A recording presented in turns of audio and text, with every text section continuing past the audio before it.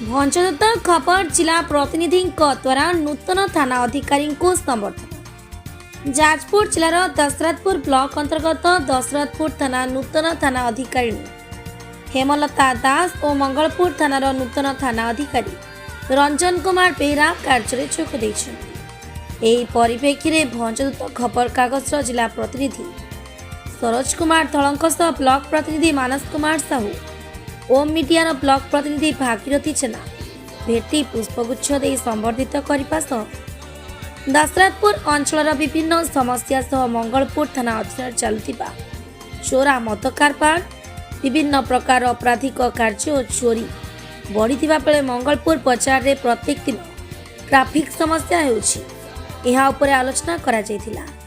ए समस्या को दृष्टि देबे बोली नूतन भार भावे दायित्व ग्रहण करिथिबा थाना अधिकारी द्वय मत प्रकाश करथिले। ब्यूरो रिपोर्ट प्रमेय टीवी।